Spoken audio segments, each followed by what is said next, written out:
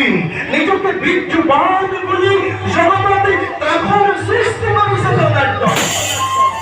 মহাদেবর বরর দ্বারা প্রভু, মহাদেবর বরর দ্বারা স্বয়ং শক্তিবান হয় জগতৰ মাজতে তখন সৃষ্টি করেছে জগৎ।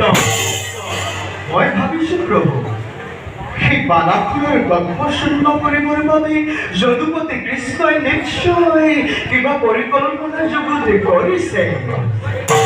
তাৰ বাতৰি ল'বলৈহে নিখিল নাৰদ আজি বৈকুণ্ঠলৈ আগমন প্ৰভু। দেৱৰ্ষি প্ৰভু মহাদেৱ ভোলানাথ কিবা ধন্য সেই শোণিতপুৰ নিপতি প্ৰভু মহাদেৱৰ বৰে বৰিয়ান হৈ কৰিছে সকলোকে তুচ্ছ জ্ঞান। মহাদেৱৰ এই গৰ্ব